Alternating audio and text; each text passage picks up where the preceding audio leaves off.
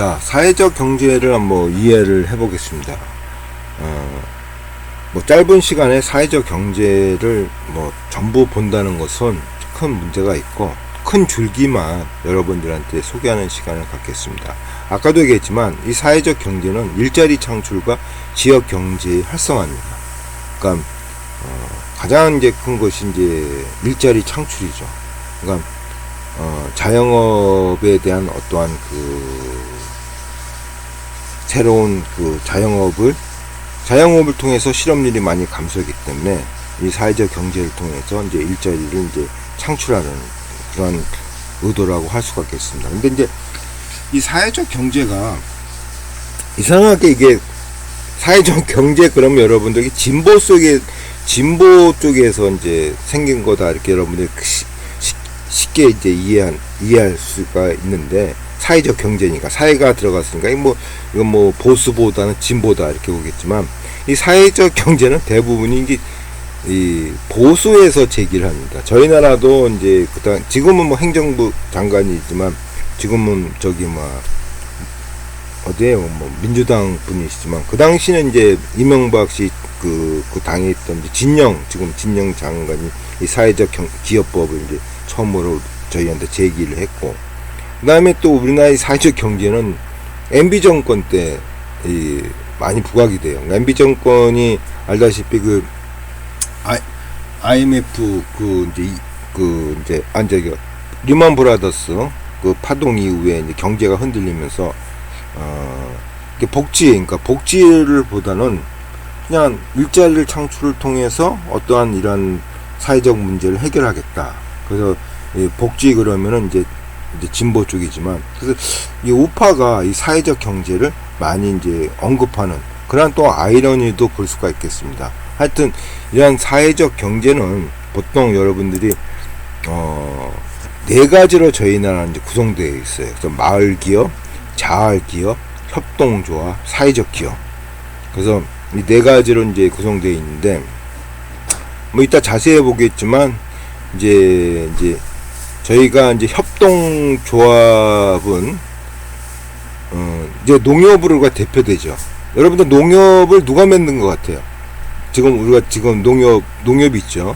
이 5.16 혁명, 이 군사 독재가 이제 만든 겁니다. 그러니까 그 당시도 농협 협동조합이 있었는데 별도의 농업은행이 있었어요. 이게 통폐합 시켰어요. 그래서 5.16 혁명이라는 분들이 그냥 군사 독재라는 면도 있지만, 거기에 대한 우리가 정치적인 면은 생각하지 말고, 또 이 사람들이 지향했던 그러한 것이 어떤 경제적인 걸 해결하는 그러한 이데올로기도 갖고 있었다. 그래서 이게 농협이 5.16 혁명 박정희 정권 때 이게 만들어집니다. 그래서 그러면 이 협동조합 개념은 이제 가장 강화시킨 사람이 무솔리니, 히틀러, 다 이런 분들이 협동조합을 상당히 선호해요. 그래서 같은 군인이라 그래서 그런지는 모르지만, 하여튼 우리가 웃지 못할 것을 이제 볼 수가 있고, 하여튼 이 사회적 경제는 자활기업, 마을기업, 이 협동조합, 사회적 기업, 이게 네 가지로 현재 이제 구성되어 있습니다. 그래서 여러분들이 가장 이제 많이 보는 것이 이제 협동조합이고, 그 다음에 이제 자활기업은 이건 이제 우리가 국민기초생활보장법에 이제 포함되어 있어서 시작되고, 이 사회적 경제의 토대를 구축하죠. 토대를 구축하고, 이 97년도 IMF 이후에 이제 국민기초생활보장법이 이제 김대중 정권 때 이제 만들어지겠죠. 그때 이제 자활기업을 이제 거기다가 많은 것을 이제 할애합니다.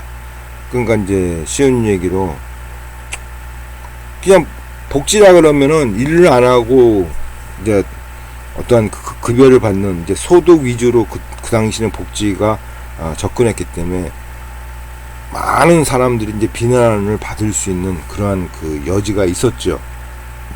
왜냐하면 지금이야 적극적 복지라 해가지고 소득 제공보다는 일자리를 제공시켜서 직업훈련 시켜가지고 스스로 이제 일자리를 창출하라 식으로 이제 적극적 복지로 개념이 지금 바뀌었지만 그 당시는 소극적 복지예요. 그러니까 급여예요. 그러니까 돈을 주는 거죠. 그러니까 뭐 나는 일해서 돈 받는데 저 사람은 일도 안 하고 돈 받고, 그러니까 많은 사회적 갈등을 만들 수 있는 여지가 많았습니다. 그래서 김대중 정권 때 이 자활기업, 그러니까 자활기업이란 게 공공근로 같은 거죠. 일을 해도 그만, 안 해도 그만. 좀 제가 이렇게 표현해서 죄송한 말씀이지만, 그러니까 가장 대표적인 자활기업이 그 당시 자활기업은 이제 달동네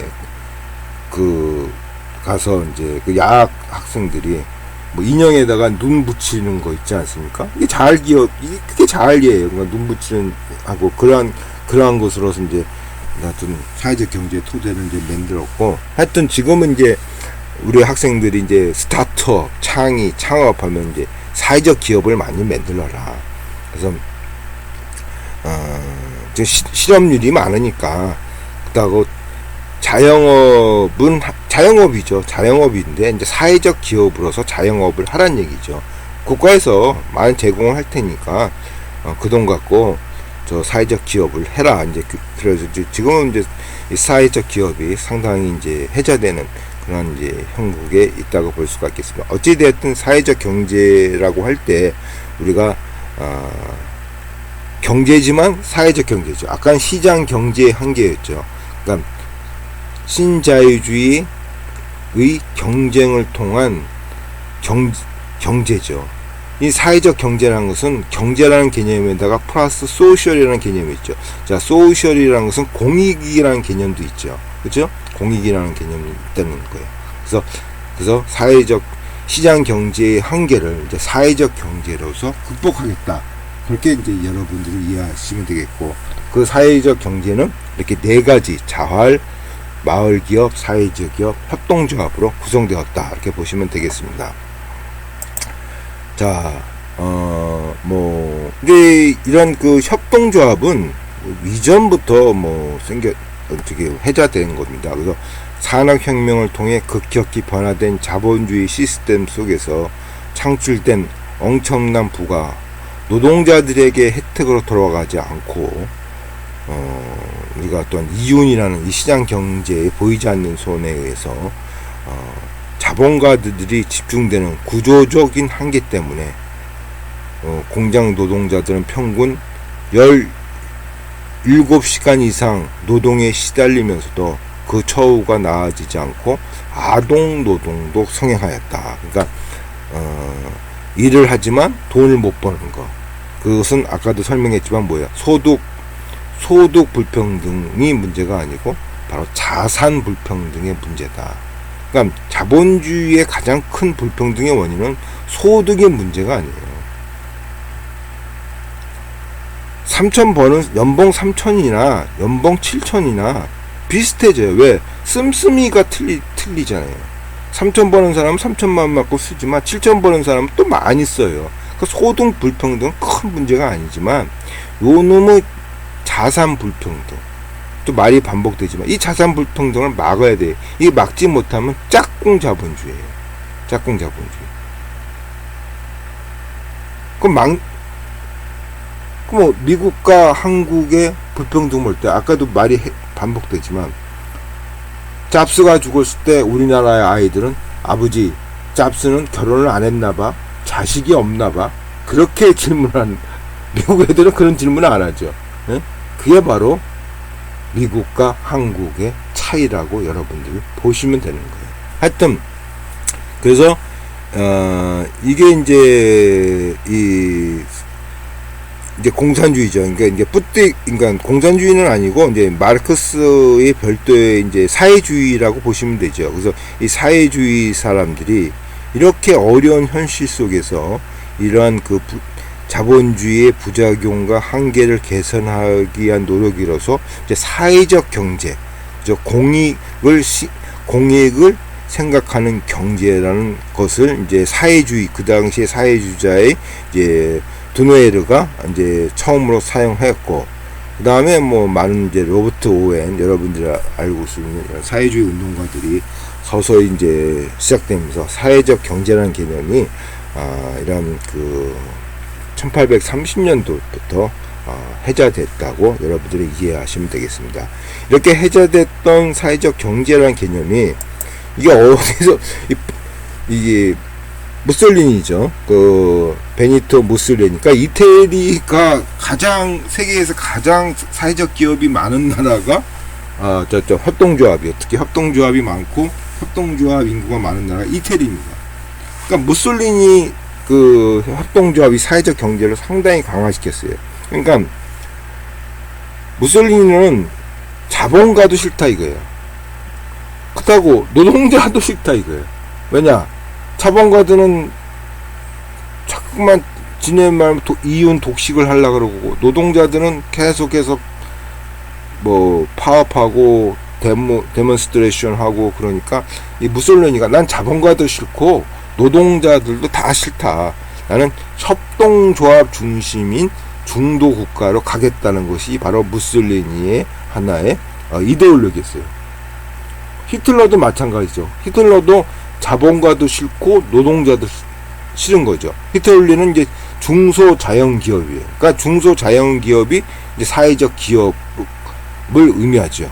그래서 무솔리니는 중도국가, 그러니까 협동조합 중심의 중도국가를 표명했고, 히틀러는 중소자영기업 중심의 국가를 표현했어요. 그래서 어떻게 보면 이 협동조합, 이런 사회적 경제를 지향한 사람이 어떻게 보면 아이러니하게 이제 히틀러하고 이제 무솔리니입니다. 그래서 이태리가 가장 협동조합이 많은 나라예요.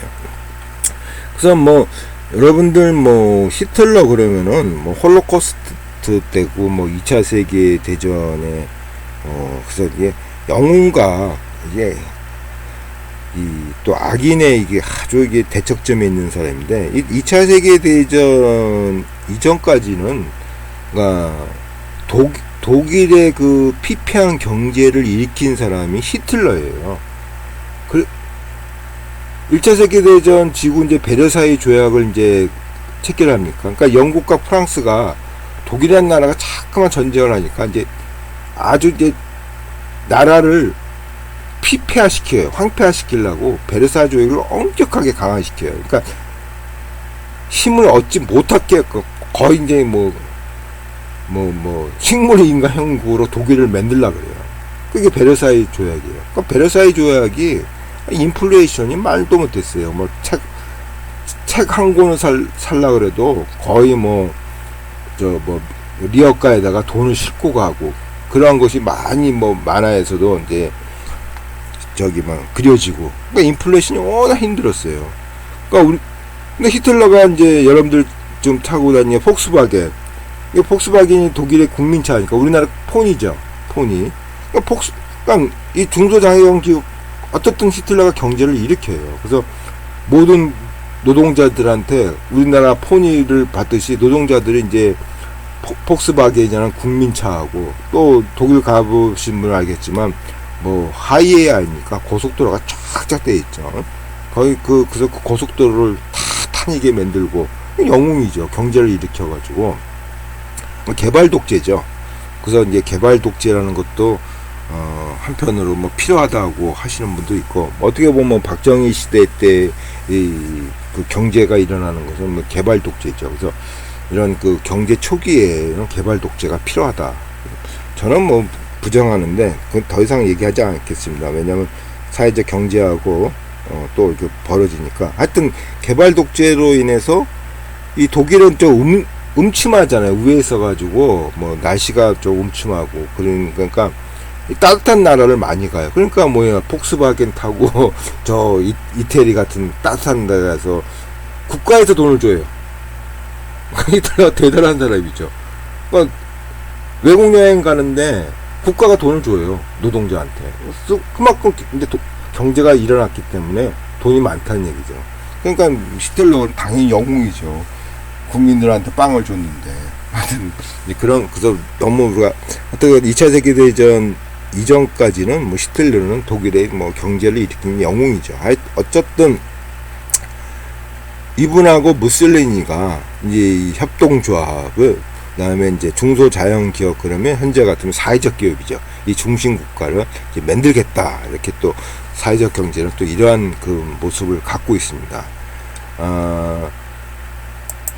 최초의 이제 협동조합이 이제 로치데일입니다. 그러니까 1844년도에 이제 로치데일 그 협동조합이 생기고, 그 이제 로치데일 이제 그 공정 개척자 조합이랍니다. 이건 생산 협동조합이에요. 그 쉬운 얘기로 로치데일 사람들이 모여가지고 소비자 협동조합 형태도 갖고 있고, 그래서 맨 처음에 생산 협동조합이 시작돼요. 그러니까 나는 생산자들이, 난 빵을 5원을 가지고 도매상에 샀는데, 도매상은 그걸 소비자한테 팔려면 20원을 받더라. 그러니까 이 로치데일 그때 그 생산자 분들이 그 지역 이름입니다. 웃기지 않냐? 나는 5원에 받고 지네들은 20원을 받고 15원의 차액을 갖는다. 그럴 바에는 우리가 협동조합을 만들고 생산도 하고 소비도 시키자. 그래서 뭐 우리는 10원 정도에 파는 거죠. 이것이 바로 이제 협동조합의 시작이라고 이제 볼 수가 있겠습니다. 그래서 협동조합은 1844년도 이제 로치데일 이제 선구자 조합이 생겼고, 그 다음에 이제 가장 이제 대표적인 이제 협동조합이 미그로죠. 그 이제 이 스위스의 이제 지금 2대 유통업계죠. 아주 스위스 가면 미그로가 뭐 어마어마한 유통업계죠. 우리나라의 뭐 신세계 정도만한 그런 미그로인데, 근데 이분이 이제 이 누구냐면 이분이 두트바일러, 그죠? 이 두트바일러가 이분이 원래 이제 기업가였어요. 근데 이제 2차 세계대전이 일어나니까 이 두트바일러가 유독이 히틀러한테 아주 그 비난의 그 성명을 많이 발휘. 그때 잘 나가는 기업이었으니까 계속해서 이제 비난을 하고, 뭐 히틀러 같은 사람은 뭐 태어나서는 안 될 사람이다. 그러니까 두트바일러 그때 2차 세계대전이 뻥 터진 거예요. 그러니까 근데 스위스가 이제 중도 이제 중립국가니까 히틀러가 언제든지 뭐 마음만 먹으면 침공할 수가 있고, 그러니까 겁이 나는 것 같아요. 그래서 히틀러가 아까도 얘기했지만, 이 야사입니다. 히틀러가 아까 얘기했지만 중소자연기업 중심이니까, 사회적 기업 중심이니까, 그럼 내가 살 길은, 히틀러가 이제 침범하면 나는 죽는다. 뭐 계속, 그러니까 내가 재산을 안 뺏기는 것은 히틀러가 표명했던 중소자연기업을, 내가 기업을 바꾸면 이 재산은 몰수를 안 당했구나. 그렇게 해서 이 미그로라는 협동조합이 탄생되었다는 그런 이제 야사가 있습니다. 하여튼 이분이 뭐 간단해요. 이것도 이제 미그로가 뭐냐면은 이제 전쟁이 일어나니까 물가가 폭등하는 거죠. 독일이 스위스는 침공 안 했지만 또 전쟁을 치른 국가의 아픔도 있지만 전쟁을 치르지 않는 국가의 아픔도 있죠. 거의가 인플레이션이죠. 인플레이션이 마구 일어나니까 물가가 막 뛰는 거죠. 그래서 이분은 뭐냐면 미국으로 자기의 그 기업을 이제 노동자한테 나눠주고 협동조합으로 만들어 버려요. 그래서 아까 똑같아요. 5원에 10원에 파는 거죠. 일반 소비자들은 20원에 파는데 자기는 10원. 그러니까 미고로 차라는 게 있었어요. 그러니까 미고로 차가 딱 오면은 옛날 분들은 믿지 못했죠. 너무 싸니까. 그래서 그러면서 이제 스위스의 이제 제 2대 유통업. 그러니까 스위스는 두 개 큰 유통업이 있는데 그 중에 하나가 바로 미그로입니다. 미그로의 협동조합이 탄생된 걸 볼 수가 있고, 자, 저희 나라는 아까도 계속해서 있지만 80년도에 이제 공황, 그다음에 97년도에 이제 그 IMF, 그다음에 2008년도에 리먼 브라더스. 그러니까 97년도에 IMF 때가 이제 김대중 정권이고, 2008년도 리먼 브라더스 금융파동은 이제 MB 정권입니다. MB 정권에서 그래서 이 뚝 떨어지는 거를 보면은 요게 이제 80년대 석유파동, 그 다음에 IMF, 그 다음에 여기 떨어지는 것이 이제 금융파동이죠. 그래서 이렇게 하면서 저희 나라가 이렇게 3번의 이제 거의 공황적인 상황에 빠지는 그런 사건을 볼 수가 있습니다. 그래서 구체적으로 보면은, 자, 아까도 했지만 우리나라는 이제 박정희 5.12 군사혁명이 이 농협과 농협 은행을 통폐합해서 현재 이제 농협협동조합을 탄생시키죠. 그래서 뭐 지금도 봤지만 히틀러도 사회적 기업을 표방했고 무솔리니도 협동조합을 표방하면서 같은 군부들이니까요. 그래서 그런지 모르지만 하여튼 5.16 혁명이 되면서 이제 최초인 농협협동조합, 현재 지금 농협입니다. 그 농협협동조합을 이제 한 거죠. 그러니까 주식회사와 협동조합의 차이는 뭐냐면, 주식회사는 1년에 1주잖아요. 예를 들어서 내가 10원을 투자하면은 10주의 주식을 갖고 있는데, 협동조합은 그게 아닌 거죠. 1인 1주죠. 내가 50원을 투자하든 100원을 투자하든 나의 선거권은 1주죠. 그 주식회사는 100원 투자하면 100주를 얻는 거고, 1000원을 투자하면 1000주를 얻는 거지만, 협동조합은 무조건 1인 1주죠. 이제 그것이 주식회사와 가장 큰 차이고 있고, 이러니까 협동조합의 문제가 뭐냐면, 좋은 점도 있지만 뭘 결정할 때 상당히 시끄럽죠. 그러니까 우리가 매년 농협 은행장 그 선출할 때 맨날 잡음이 일어나잖아요. 잡혀 들어가는 사람들 많고. 그래서 이게 뭘 결정할 때는 상당히 조금 좀 어려운 점은 있어요. 하여튼 이렇게 했고, 아까도 얘기했지만 이제 그 IMF 97년도에 IMF 다음 정권이 이제 김대중 정부죠. 그래서 김영삼 정부 때 이제 IMF가 터졌고, 이 김대중 정부가 어떻든 이게 좀 이렇게 초기에는 흔들리는 정부였어요. 그러니까 IMF가 일어나니까 노동자들이 뭐 난리가 났죠. 잘못하면 큰일 나겠구나. 그래서 빨리 만든 것이 지금 이 국민기초생활보장법이죠. 그래서 지금 기초수급권자, 그때 이제 이게 태동이 됩니다. 그래서 이 국민기초생활보장법 하면서 아까도 얘기했지만, 그냥 그때 소득금 주시니까 일도 안 하고 이제 돈을 주니까 또 사회적 문제가 많이 생기니까 자활이라는 것을 거기다 집어넣습니다. 자활 기업을 전국적으로 조직화시켜요. 이 자활의 전국적인 조직이 바로 이 사회적 경제를 태동하는데 아주 중요한 발판을 이제 제공합니다. 그래서 하여튼 이 자활 기업이 이제 국민기초생활보장법에 포함되어 있고, 자, 바로 이제 그 금융파동, 리먼브라스 파동 이후에 금융파동이 되니까 실업률이 막 이제 생기는 거 아닙니까? 그러니까 이 MB 정권에서 이 실업률을 어떻게 할 것인가. 그러면서 바로 이 사회적 경제를 확대시켜요. 그러니까 이 사회적 경제는 어떻게 보면 MB 정권 때 이제 확대가 되죠. 그 김대중 정부 때 만들었던 자활기업의 이 전국적 조직을 활용해서 사회적 경제를 그 MB 때 이제 확대시킵니다. 그러니까 금융파동 이후에 실업률을 이제 떨어뜨리기 위해서 사회적 문제가 되니까, 그래서 이 사회적 경제를 통해서 실업률을 이제 상승을 막고, 그러면서 MB 정부 때 저희 나라는 사회적 경제가 이제 확대되었다. 그래서 보듯이 이제 지금 행정자치부죠. 그 진영 그 당시 이제 한나라당 국회의원이 이제 사회적 기업을 이제 발의했고, 그래서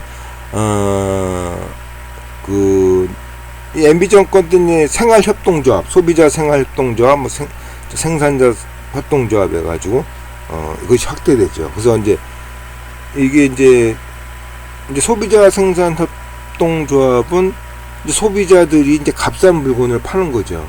그러니까 이제 부딪히는 것이 이제 구멍가게, 이제 자영업자들하고 부딪히시죠. 근데 이런 문제를 이제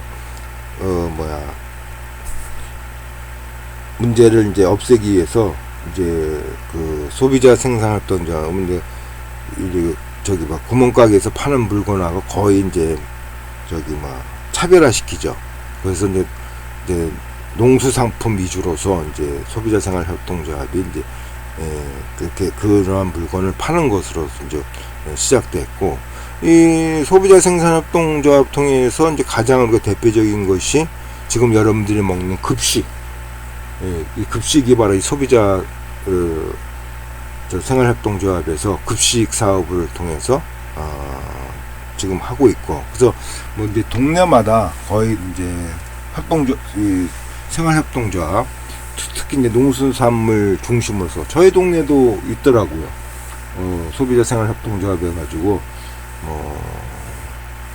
우리나라는 그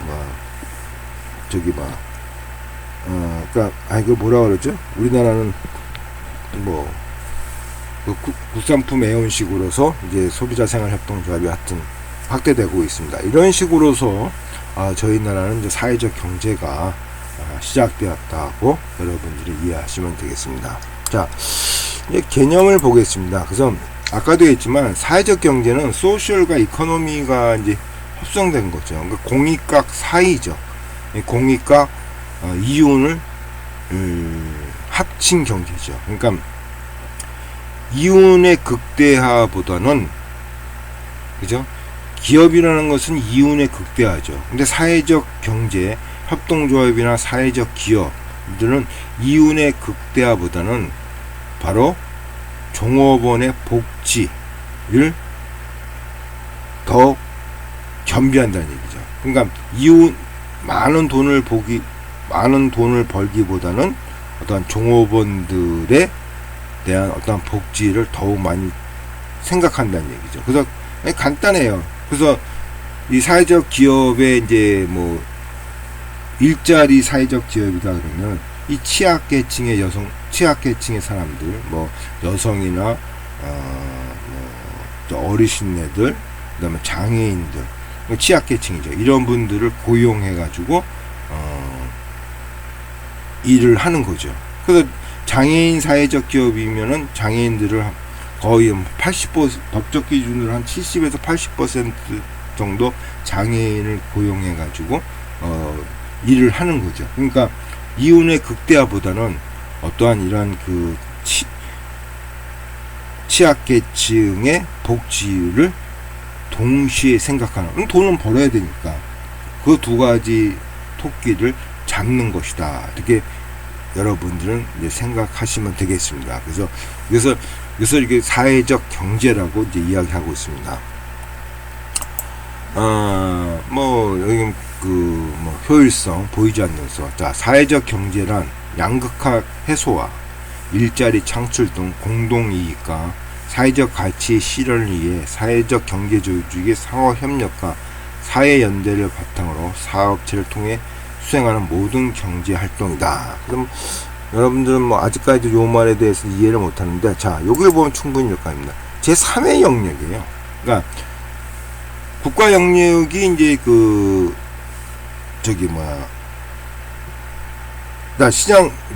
시장 경제가 제1섹터죠. 그래서 이제 자유주의로 시작하면서 이제 기업이 생기는 거죠. 그 다음에 이제 우리가 배웠던 2차 세계대전 이후에 이제 케인즈주의가 들어오면서 이제 국가가 경제에 뜨는 거죠. 그렇죠? 이게 제2섹터고. 그러면 국가의 제2섹터하고 시장 경제 제1섹터를 합친 것이 사회적 경제예요. 즉 공익과 사익을 두 마리 토끼를 다 잡다는 것이 바로 사회적 경제라는 거죠.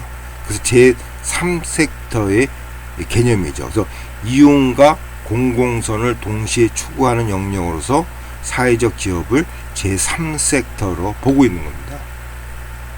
조금 전에도 말했지만, 자, 일자리 창출이죠.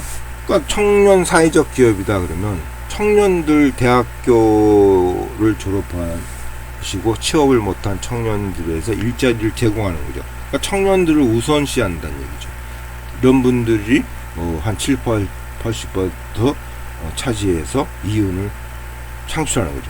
그래서 이런 국가적인 이 공공성과 이윤이라는 동시 두 마리 토끼를 잡는 것이 바로 사회적 경제라고 할 수가 있고, 이 사회적 경제가 제일 큰 것은 이제 일자리 창출. 우리나라는 이제 일자리 창출로 이제 시작됐지만, 외국은 그야말로 이제 호혜성과 연대입니다. 그러니까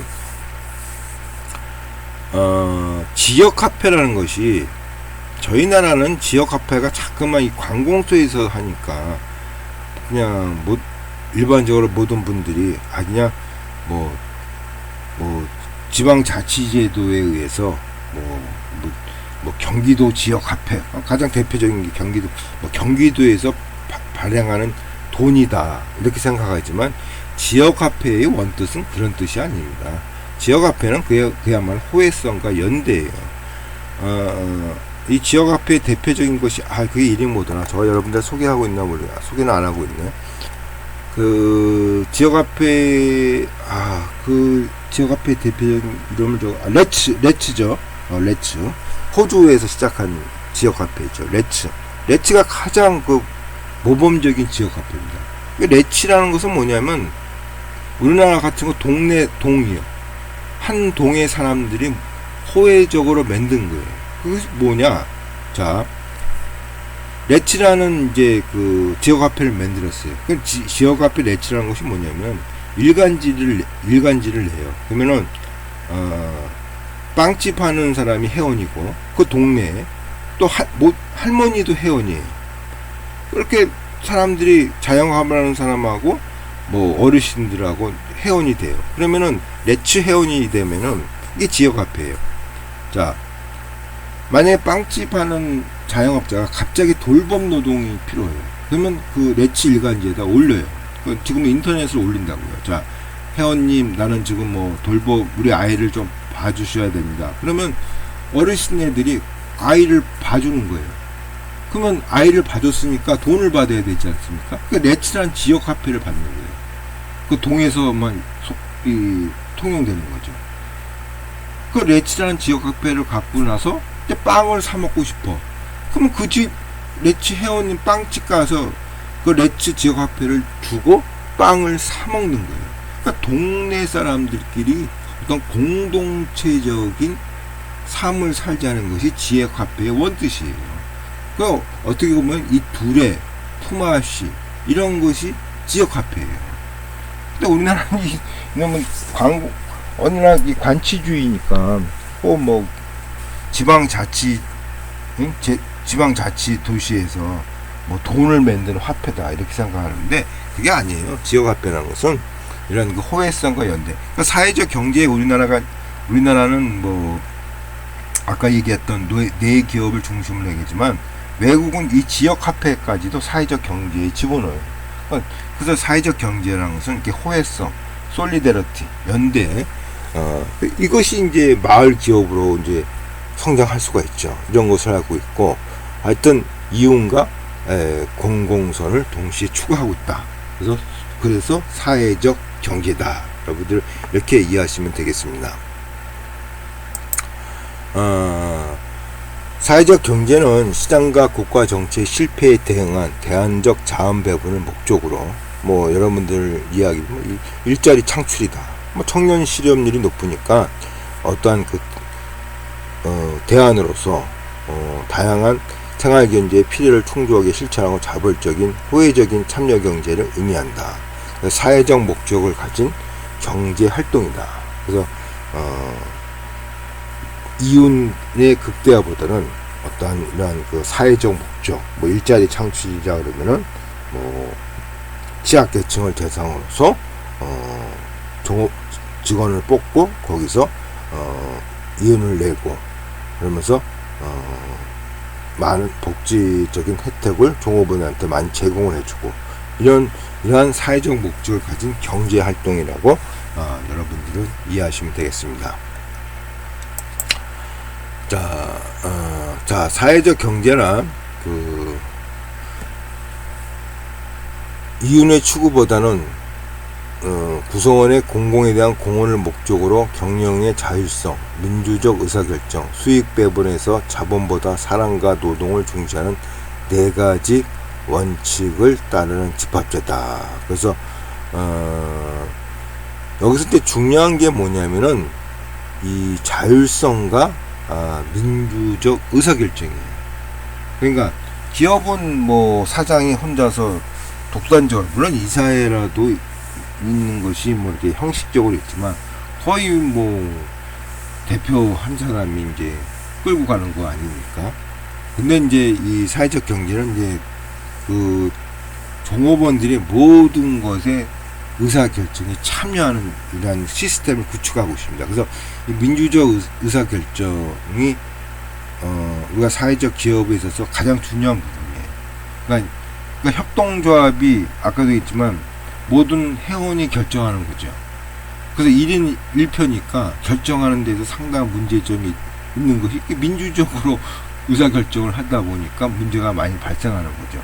뭐 주식회사처럼 돈 많은 사람이 결정하면 딱 그만인데 이건 1인 1표니까 이런 식으로 이제 좋은 장단점은 있지만 어쨌든 이 사회적 경제는 그냥 그 민주적 의사결정이라는 그러한 것이 아주 중요한 것이라고 여러분들이 이해하시면 되겠습니다. 뭐 아까 했던 얘기입니다. 국내 사회적 경제는 사회적 기업, 협동조합, 마을기업, 자기업 등을 구체화하며 입법 추진 중에 지금 추진하고 있습니다. 사회적 경제 기법법안은 사회적 경제 관련 기업을 사회적 기업, 마을기업, 자기업, 협동조합 규정하고 있다. 지원 목적은 대부분 일자리 창출 및 지역 경제 활성화를 유사하고 사업 대상은 사회적 기업과 자활기업은 저소득층 및 사회적 약자를 대상을 하고 있으며 협동조합 및 마을기업은 지역 주민을 대상으로 추진한다. 그래서 하여튼 제가 얘기했던 지역 경제 활성화와 일자리 창출입니다.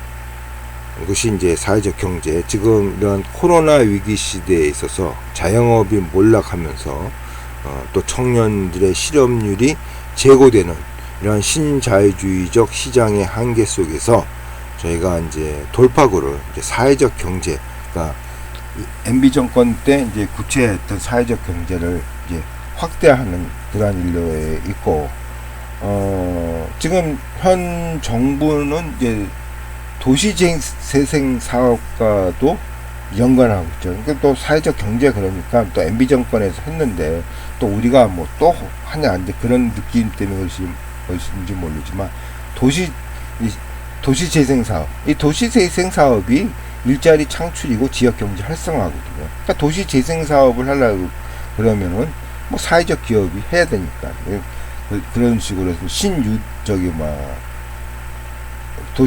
도시재생 사업이 도시재생 사업으로서 이제 바꿨죠. 문재인 정부에서 이제 5단위로 이제 확대시켰죠. 그래서 거기에 이제 마을 기업, 뭐 사회적 기업이 다 포함되어 있습니다. 근데 그런 것을 볼 수가 있겠습니다. 뭐 여러분들이 뭐 사회적 기업, 협동조합, 마을 기업, 자활 기업, 그래서 주간 기업은 여러분들 관심 있는 분들은 좀 보시면 되겠고, 아까도 했지만 여기 죄송합니다. 일자리 제공형, 사회적 기업은 일자리 제공형, 뭐 혼합형, 요거에 따라서 법망이 다 다르게 이제 이게 다르게 이제 그 내규에 맞춰야만이 사회적 기업이 될 수가 있습니다. 그러니까 일자리 제공형은 뭐 취약계층이 종업원의 몇 %를 차지해야 된다. 이제 그런 규정이 있습니다. 거기에 이제 맞춰야 되는 거고, 뭐 사회 서비스 제공형은 그야말로 이제 복지재단이죠. 그래서 뭐 저희가 지금 요양병원도 사회적 기업으로서 운영하시는 분들도 있습니다. 그런 식으로 이제 운영하는 거라고 보면 되시겠습니다.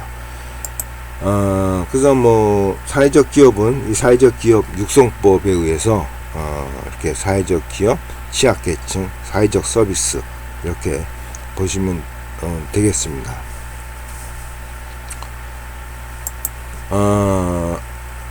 아까 이제 사회적 기업에서 이제 일자리 제공을 보면, 자, 취약계층 고용 비율이 50%네. 죄송합니다. 80%가 아니고 50% 이상. 그러니까 2018년도까지는 30%였지만 취약계층 고용 비율이 50%를 넘어야만 이제 일자리 제공에 해당되고, 자, 취약계층에 대한 서비스 비율이 이제 50% 이상일 때 사회 서비스 제공형이 되고, 지역사회 공연, 지역사회 주민 삶의 질이 향상하고, 이런 것을 합한 것을 혼합형이라고 그러고, 그 다음에 기타 요기에 해당되지 않는 형태의 사회적 기업을 기타형으로서 이렇게 또 이야기를 하고 있습니다. 그래서 저희가 사회적 기업을 구체적으로 봐야 되지만 짧은 시간에 기업을 본다는 것은 어렵고, 대충 이런 것이 있다고 여러분들한테 제가 소개를 하고 있습니다. 자, 아까도 했지만 도시재생, 그래서 이제 저희 나라는 이 사회적 경제와 더불어서 이제 도시재생도 같이 이제 이렇게 혼합적으로 이제 하고 있다. 이제 문재인 정부가 이제 도시재생 사업을 하나의 그 공약 사업으로 집어넣었죠. 도시재생이라는 것은 그야말로 재생입니다. 무너뜨리지 않고. 개발하고 틀리죠. 재개발이다 그러면 무너뜨리고, 달동네를 무너뜨리고 아파트를 짓는 거는 재개발이죠. 근데 도시재생이라는 것은 무너뜨리지 않고 달동네의 예전의 그 모습을 유지하면서 지역 경제를 활성화하는 거를 이게 도시재생이죠. 그래서 많은 문제점도 있죠. 우리가 동물원이냐, 시끄러워서 못 살겠다. 지금 이 종로 구택 지구 가면 도저히 못 살겠다. 너무 사람들이 그런 문제도 있지만, 그래서 하여튼 무너뜨리지 않고 있는 건물을 가지고서 재생, 다시 지역 경제를 활성화시키는 것이 이제 도시 재생 사업이라고 할 수가 있겠습니다. 경복궁에 가면은 이제 고정, 그 당시 이제 화장실이 예전에는 이렇게 요강이라는 것으로 이제 화장실 이제 사용했는데, 이제 일본 한일 합방 되면서 그 화장실을 수세식으로 지금의 화장실을 경복궁 한 구석에 만들어요. 그러니까 경복궁은 유지한 채 현대식인 그 화장실이 들어간 거죠. 여기 대표적인 도시 재생이죠. 무너뜨리지 않고 그냥 거기다가 현대식으로 화장실을 만드는 거. 이제 도시 재생이라고 할 수가 있겠습니다. 그래서 뉴욕 거리가 도시 재생 사업이 아주 유명한 것으로 볼 수가 있죠. 여기서 제가 소개하고 있네요. 그 레츠, 아까 지역 화폐 설명하고 있습니다. 자, 결론적으로 사회적 경제는 사회 변혁의 매개물이 될지 아니면은 신자유주의, 아까도 했지만 이 보수 정권의 이제 복지보다는 어떤 그 공공근로 형태, 일을 하면서 복지를 제공하겠다. 그런 형태의 어떤 그 위기 관리의 보충물에서 볼지, 이것은 사회적 경제가 어떻게 정착되느냐에 따라서 달라진다고 할 수가 있다. 그러니까 다시 얘기해서 이것이 정말 그 공익과 사익의 조화로운 것에 의해서 비롯되면서 어떤 지역 일자리를 창출하고 지역 경제를 활성화하면 하나의 대안이 되겠지만, 이것이 신자유주의의 문제점에 대한 또 어떠한 게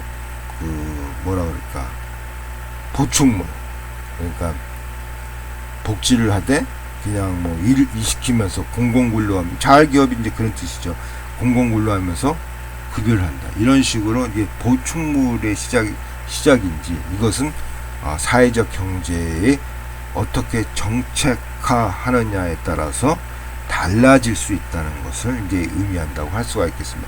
어찌되었든 결론적으로 이 지역 경제를 활성화시키고 떨어지는 청년들의 실업률을 이제 막는 데 있어서 이 사회적 기업, 특히 사회적 경제 속에서 이 사회적 기업이 아주 중요한 것으로 이제 부각되고 있고, 많은 학생들을 보고 저희가 스타트업이라는 창업이라는 통해서 사회적 기업으로 창업을 하라고 많이 또한 이야기들을 하고 있습니다. 그래서 하여튼 이 사회적 경제는 또 이 시대에 하나의 중요하게 현대사에 나타나는 경제 조직이라는 것을 이야기하면서 2차시 강의를 마치고자 합니다. 자, 고생 많이 하셨습니다.